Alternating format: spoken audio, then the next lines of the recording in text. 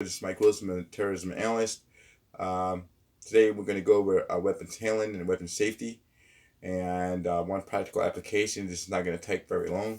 Um, First, we're going to review the 4 safety rules. Okay, 1, always treat weapons if they're loaded at all times. Okay, 2, never let the muzzle of the weapon cover anything you're not willing to destroy. 3, keep a safe trigger finger, or keep a straight trigger finger to your sights on target. And 4, be sure of your target, okay, and everything beyond it, okay. So with that being said, you never play with a firearm, okay. Always respect it, okay, and never underestimate whether or not that the a round is in the chamber. Even if you've cleared the weapon and you laid the weapon down and came back to it, you always first thing you do when you pick up a firearm is to do a press check, and to ensure that there is not a round in the chamber. It could be one, even though there's no magazine in the chamber, it can always be a round still in the chamber, and which means that it's a condition 1 weapon. Okay. The second safety rule: never let your muzzle cover anything you're not willing to destroy. Even though that you just went through the first safety rule of doing your press check and then rocking the slide back to the rear to make sure there's no round in the chamber, you always want to make sure that you treat all weapons if they are loaded as the other safety rule. But you never let the muzzle cover anything you're not willing to destroy. So if I am here, okay, so if I'm here, the first thing I'm going to do is I'm going to take my weapon out, okay. So notice when I can bring the weapon out, I have the straight trigger finger, okay. So what I'm going to do is I'm going to come back here. I'm going to do a press check, okay. I have my trigger finger is straight. I'm going to do a press check. I come back. I pull the slide back to the rear. Visually inspect the chamber. I see that there is no round in there. You can always have someone else come over and see if there's no round in there. But then we have what? We still have the magazine. So what I'm going to do for this, for practical instructional purposes only, I'm going to go ahead and drop my magazine. Okay, so we have a regular magazine, and I'm going to place it right here. Okay, for this scenario, I'm going to go ahead and lock my slide back to the rear. Okay, lock the slide to the rear. Okay, and once the slides to the rear, you always want to hold the weapon up, visually inspect the chamber. And we used to stick our finger in there, but just don't let the slide go forward, and because it had a lot of force, and you would get your finger stuck in the chamber and you have a lot of skin broken off. But however, the weapon is clear. So I always have someone else and they say, what? Clear? Okay, they're going to respond clear. So the weapon's clear. So that way we know that for this scenario, the weapon's going to be clear. All right. So now what we're going to do here is I'm going to put my weapon back in the holster. And notice I'm always keeping a straight trigger finger, okay, until my sights are on what? The target. All right. So now, next thing, as second safety rule is first is all weapons are always loaded. Second is never let your muzzle cover anything you're not willing to destroy. Third, straight trigger finger until your sights are on target. Okay. So I come up here. Okay, I got my trigger finger. I just came out of my holster. Now, say for instance, my target is there. All right. So here I am a left-handed shooter. Okay. If you want to know why I have a right-handed holster, when I first started, I learned the firearms, practicing firearms. There was in Fast Company. Okay. There was no such thing as a left-handed holster. Okay.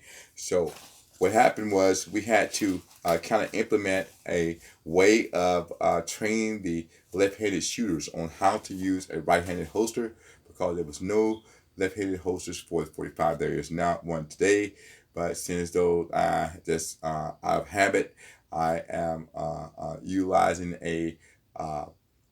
was trained initially to how to use a right-handed holster. I'm going to show you how we used to do. Okay, so basically I come here, come up, bring my weapon up, one. I get a good push-pull of my weapon. Okay, now if you look here, so from here, I switch. Okay, and if you see, I still have my what? Straight trigger finger. Straight trigger finger, so say so. Straight trigger finger. Okay, my target is there. So from here, Okay, I want to make sure that I have my rounds, so my fingers are straight into the target. Okay, we're gonna go through a bit first. Okay, so that's number three. Straight trigger finger to your sights on target. Number four is be sure your target and everything beyond it. Okay, if you know that you're gonna be able to shoot a target over here, okay, and but however, the target that you're shooting, that may be a playground that's on the other side of the target. Now, is that a good place to shoot? No, it's not, because you are going to endanger and have fire rounds going into the playground area. Okay, so you don't want to do that. You want to make sure that if you're going to be shooting a target, then you want to make sure that there is that target is not going to compromise someone else behind it. If you and even if in a hostile situation, okay, if you're going to shoot into an area where there are people, and there are some people that can do it, and I'm not saying that it's impossible, and I'm not saying that just because it's not, there's some people behind him, that I cannot hit this guy who's standing right up here in the middle floor. I think that my training, it may allow and permit me to be able to hit him, but I want to try to avoid those type of situations as much as possible. Okay, um, so basically, you want to be sure of your target. If that target over there is the one I'm going to be aiming at, that is the one that I plan on hitting. I want to be aware of what's beyond it and what's around it, what could be coming in towards the line of fire, before the target and after the target. Okay, so because once you deploy your weapon and execute that round, you squeeze that round, it's going to go through whatever the muzzle velocity is for your weapon to strike the primer, to the hammer strikes the primer of the round, and the round is going to go from your weapon to the target for however feet per square inch. Okay, they measure it as PSI, feet per square inch, as far as the time allotted from the trajectory, which is the round, from the trajectory to get from the round to the target. Okay, so basically those four safety rules. Our weapons are treated always loaded. Okay, never let your muzzle cover anything you're not willing to destroy. Okay, keep a straight trigger finger to your sights on target, and be sure your target and everything beyond it. Okay, so now conditions, weapon conditions. All right, that's four weapon conditions. Okay, that's that's four weapons conditions. There is condition one. Condition one is one or more rounds in the magazine well. Okay, and and it does not have to be a magazine in the magazine well. Okay, so it's one or more rounds in the magazine well, a magazine inserted in the magazine well, and the hammer forward, and the hammer to the rear, and the lock safety's on. Okay, so one or more rounds in the magazine well, one or more rounds in the magazine inserted to the magazine well, one round in the chamber, safety on, hammer to the rear. Okay, condition two is an unsafe weapon. It is a round in the chamber. A hammer is forward, safety off, and one or more rounds in the magazine well. That's condition two. We don't use that, okay, because it is completely dangerous. Okay. The third weapon safety condition is no round in the chamber with a magazine inserted to the magazine well with one or more rounds in the magazine, and the hammer is forward and the safety is off. Okay. Condition three is the desired and recommended use for carry. Okay, so if you are in, say for instance, you're in Walmart, okay, and you're walking around and you're gonna leave your car or whatever, your weapon, unless there is a threat in Walmart, which you shouldn't be going in there if there is a threat. Okay, unless you are Superman or someone who has a fiduciary duty to go in there to engage in a hostile situation. Okay, unless if you're just going in a regular shopper, going there, is peacetime, is no threat condition, or no imminent threat, or no known threat that's known to you, or well, if you're going there, you should be in a condition three if you're carrying a firearm. Okay, which means that, all right, condition three. All right, if you notice, I have a weapon here. Okay, it's a hollow point round here. So, and notice how I'm holding the magazine. You always, whenever you hold a magazine, okay, you always want to feel for that long round. Okay, because not always are you gonna have the the ability to be able to look and see where the round is. Okay, so, and I just think out of habit, I can go and pick up my weapon here. I can lay my magazine down, and when I pick up my weapon here, automatically I'm going to pick up where I'm feeling the long round. Okay, it doesn't matter where I put it. I'm going to always pick it up as soon as I grab it. It's that my finger's going to go to feel for the long round. The reason why this is important is because that when say for instance for here, all right. So if here, so if I'm here and I just bring my weapon up, when I get ready to load my magazine, okay, it's already inserted, okay. But if I'm loading my magazine and this is a reload, all right, a tactical reload, so I'm gonna take the weapon, I'm gonna take the magazine. If you notice, I feel for a long round. When I get ready to go into a search in the magazine, well, there I can put it in there, and I'm gonna be able to have that weapon in there. So when I get ready to shoot the weapon, then I'm gonna already have the round in position, and everything's gonna be like it's supposed to be. All right, so I'm gonna go ahead and take this out, and I'm gonna go ahead and clear the weapon. Round pops out. Okay, so complete safe weapon. All right, so go through here, move the slide forward. I'm gonna put it back. Now this time we're gonna go through condition one. Condition one. See, for instance, I already have my weapon inserted in. Okay, and here I'm going to take a feel for the long round. I'm going to put the magazine in the magazine well. I'm going to shoot. Make sure you always want to make sure you notice how I make sure that my magazine well is seated. Okay, so maybe this has got a little bit of oil in it. I hardly ever use this firearm, but however, not my normal. But however, you have the magazine in and it's seated.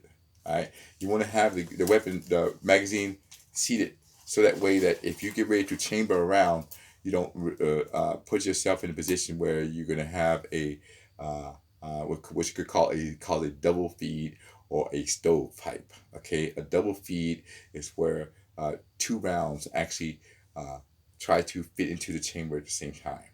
Okay, a stovepipe, which is if you're firing, and a stovepipe if your magazine is not seated. And when if you know the cycle of operations for a firing a weapon, it goes ejecting, extracting, shooting, firing. I had to review that. I'm kind of rusty on that, but it's the cycle of operations. Okay, for weapons to go extracting, extracting, firing, ejecting, in whatever it is. But we'll go through it in a minute. It'll come to me in a minute. However. So say for instance, I'm left-handed shooter, so I'm going to come through here. So right now my weapon is in what condition? Condition 3. All right, it's in condition 3. Why? Because there is no round in the chamber, and there is a magazine with one more rounds in the magazine well. The safety is off. Okay, the hammer's forward. So now I'm in Walmart. All right, there is a threat that's coming. I bring my weapon up. One, I got the straight trigger finger. When I start wreck the weapon. Okay, if you look, once I wreck the weapon here, all right, I'm going to go and switch here, all right. So now, there's nothing over there that I'm going to go through. This position here is called the ready hunt, okay. It's the ready hunt position, all right. So now, when I get ready to come up to the target, I come up to the target here, all right. So I'm here. I got my weapons here. My stance is good. I got my weight forward. My eyes are on target. I got my sights in line. Everything that I need to know is right there. My finger is straight. Okay. Notice I don't have my finger on the trigger right now, even though my sights are on target. But this is for structure purposes only. So because this weapon is ready to fire. Right. There is a round in the chamber. It's live. It's hot. It's ready to go. All right. So this is condition 3 to condition 1. All right. So now, go ahead and drop the magazine. Okay. Drop the magazine, and I'm going to go ahead and take them out. Okay. So it's empty. Okay. Blank weapon. All right. So we're going to try again. All right. And these rounds right here, these are hollow point rounds, and they're pretty much go through pretty much anything. But however, I'm going to go through, and we're going to ride again. All right. So I'm going to go through my weapon. Okay. Check my weapon. I did. I check it visually and physically. Check the chamber. I visually and physically check the chamber. I'm gonna go ahead and never really do this. Okay, don't do this. Try to get out of that. Some people will do that and pull the slide a lot down and let the slide stop forward. Get in the habit of, because that is one, it's non tactical. Okay, okay. So if you are in a firefight, and of course, and you're not really worried about, but when you if you are in a firefight, well, what's going to happen is as soon as you come up here, I feel for that one round. What's going to happen as soon as you put the round in? As soon as I put the magazine in, okay, and the hammer, the slide should go forward. Okay, so but this weapon here is it needs oiling, and I'm gonna do that when I get done here. So it's kind of rusty right now, but however, all right. So here, let's go back. I should have got my Glock. Okay, so it's actually pretty good. It just needs the oiling on it. All right, so here, so now I'm gonna go through. I'm gonna go ahead and put my weapon in, my round in. This magazine seated. I'm gonna come back. And in what condition am I in? I'm in condition 3, right? Okay, because that's one more rounds in the magazine well. There's no round in the chamber, and the safety is off. And it's forward. All right. So now, say for instance, I'm gonna go from I'm here. I'm walking through Walmart. I don't have time to I know there's a threat. If there's a threat in the Walmart and I don't see anybody that's there right now, and I know there's commotion, maybe just going on a little bit forward. So maybe I may come out and here. I may hot load the weapon. One here. Okay, hot load it. So I'm in what condition? I'm in condition 1. Why? Because there's a round in the chamber. You see, round in the chamber. And I'm gonna go ahead and put the safety on because that's what condition 1 is supposed to be. You put the safety on. So now the safety's on, my finger's straight, around the chamber, I go ahead and reholster. So now, if you have a 45 with a hammer, it's going to have,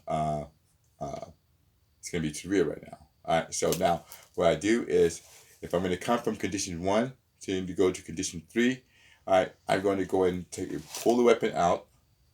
Condition 1 to fire. I pull the weapon out, bang, pull the safety off, bang, bang, bang, bang, bang. You ready to rock and roll? Okay, that's condition 1. All right, that is the reason why you do not carry it, because in order to carry a different condition 3, say for instance another a reason why you want to carry condition 3. Say for instance you are okay. You see, complete safe weapon. All right, so another reason why you want to carry a condition 3 weapon. Okay, say for instance you're walking alone, and somebody attacks you from the rear. They grab your weapon.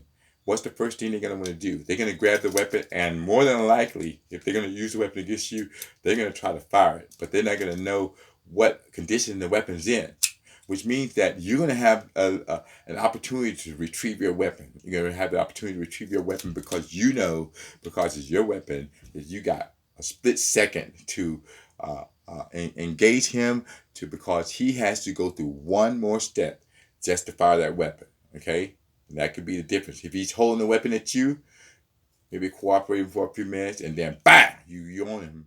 Okay, before he racks the weapon, because that means that he doesn't know unless he did a press check or something like that, or unless when he grabbed your weapon, he automatically just racked it. Okay, some people will not do that, but some people, they see it on the movies and they'll go through and rack the weapon. Okay, so you want to always make sure that you know exactly what condition your weapon's in. Okay, always take care of your weapon and make sure that you oil your weapon. Okay, this weapon here, I just grabbed it out of the safe over there and just start to use it. But I'm gonna take it out and oil them down real quick, because this is not the one I normally carry. But however, I'm moving right along. So in condition 4, once you are done, then you move your weapon, completely take all the magazine out, and check the chamber visually and physically, and have someone else to check it, and then that's condition 4, complete safe weapon. Lock the side to the rear, put a block in the chamber, so that way that that no round can be extracted in there, so where you can be sure it's safe, even if you're transporting a weapon in a vehicle. And there is a way you can transport a weapon in your vehicle and not have to have a concealed handgun license. Okay, you can transport a weapon in there, and as long as it's being transported properly, you're not illegally possessing a firearm if you're eligible to carry a firearm, depending on your status, whether you've been convicted of any type of criminal offenses. So you need to check with your state statutes, and maybe ask your attorney or local DA or police officers on exactly what the statute is, so that way that you will be in compliance with whatever the local rules or state rules is for your jurisdiction that you live in. Okay, so now the next thing is you want to make sure that say for instance you're riding alone, okay, and you're in Walmart, all right, and bang, out of nowhere you get shot. Your weapon is in what? Condition 3. How are you going to rack your weapon now? All right, your weapon is in the holster. So basically what I'm going to do, I'm going to come up, I'm going to take the weapon. Okay, I'm going to, see I got a straight trigger finger. I come here, and what I can do is I can aim the sights on my belt and pull back, and I can rack the weapon. Rack the weapon, there's a round in there. Or you can rack the weapon off your boot. Okay, you can rack it up the side of your jeans. Okay, and you come up here and you can fire. All right, that's how it goes. So you come up, you grab the weapon out of your holster. All right, and here, there. All right, so if you look, there's a round in there. There's a round in the chamber. All right, so we're gonna do it again.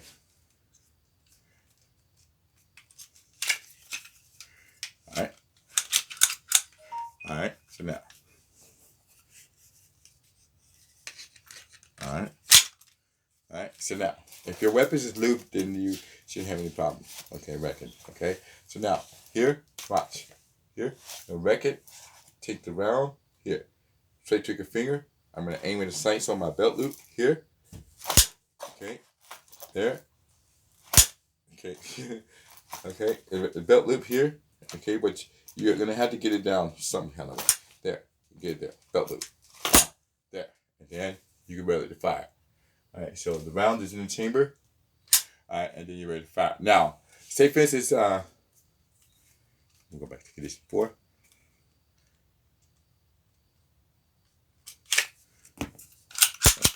Okay. All right, complete safe weapon. All right, so now we're gonna go through condition 4. Say for instance, all right, we're in condition 3. All right. There is, okay, now we just went from there to condition 1. We just back around in the chamber. There. Okay, so normally I have a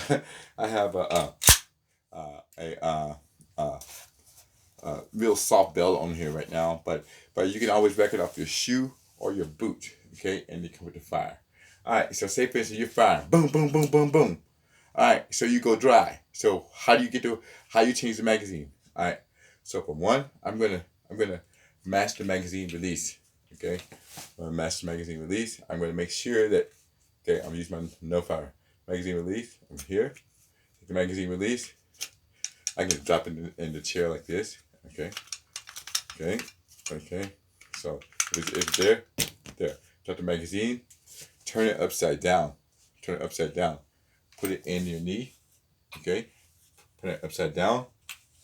All right, take your other firing hand, grab the other magazine, feel along around, put it into the chamber. Okay, come up here. See how it's not already seated? Boom. Okay. Hit the weapon on your knee, and then rack around and shoot. Yeah, it seems like a lot, but you have to practice it, okay? This weapon here is not lubricated good, and it's not really good to give a good demonstration. And if I have my Glock here or something like that, then which that is lubed quite well, but I just grabbed this one because of the deal. So which condition am I in? 1, right? But each time you leave the round in that magazine, it's going to be what? Condition 1. So you got to drop the magazine, and before you start to give instructional purposes or storing that weapon, you want to always make sure that you know exactly what condition it's in. Okay, so this weapon, it needs some this lubrication, and I had not used it in a while, but I thought it would be a good demonstration weapon. But it's actually it is, but it's not a good demonstration weapon for for what I'm trying to teach today. But I'm sure that you pretty much get the concept. So that's basically how you're going to do that. So you can turn the weapon upside down, using that one hand, put your spare magazine in, using that one hand, put it in, and seat the magazine on your with your knee, and then rack the magazine as you saw me do on the belt loop, okay, as you did on the belt loop, and then I'm going to, uh, and then you can deploy the weapon, okay. So and you may think it's kind of hard, but just think about this: if you did get shot in the arm and you have to utilize this technique, it's always better knowing how to deploy a weapon. Whether it's complicated to get there, it's going to be complicated anyway because you only have one arm to work with. You're going to be hurt. You're going to be, and I guarantee you, the bullet is going to be, the round that's going to be inside your body is going to be uh, hot. All right, and so you want to make sure that you have your uh, weapon lubricated. Okay, always take your weapon out and lubricate that. And you know you may get used to carrying one particular weapon, but all weapons, and maybe once or twice or a week or something. Maybe you can spray them down, punch the board real good to get all the carbon and stuff out of it, and ensure that your magazines are uh, lubed on the outside. Make sure the spring is good and stable. Don't maximize all the rounds. If you have 15 rounds to go in the magazine, don't put 15 rounds in there. Maybe put like maybe 14 or 13 because it keeps the magazines springs where they can push the rounds up. They can insert the rounds. Okay, when you extract the rounds, inserting, uh, uh, uh, ejecting, and then extracting again. So whenever you go through all that it's gonna go for lubrication. Okay, and some people say, well, I don't like that weapon. It's a high point. They say, well, this is a high point too. But however, it is believe it or not, it is a good weapon. Okay, and when it's lubed. Okay, but even if it's not lubed, okay, any weapon is the same. Okay, a weapon once it is has not been maintenance or whatever, preventive maintenance is very important when you have to deal with firearms, especially if you want to be able to move through them, move through the cycle operations or whatever you had to go through from condition 1, condition 2, 3, or 4, and utilizing all the weapon safety, you can get through them, but you want to make sure you can do that without any hesitation. So basically, I'm going to just sum it up right now. I know this is kind of like a little bit advanced for some of you.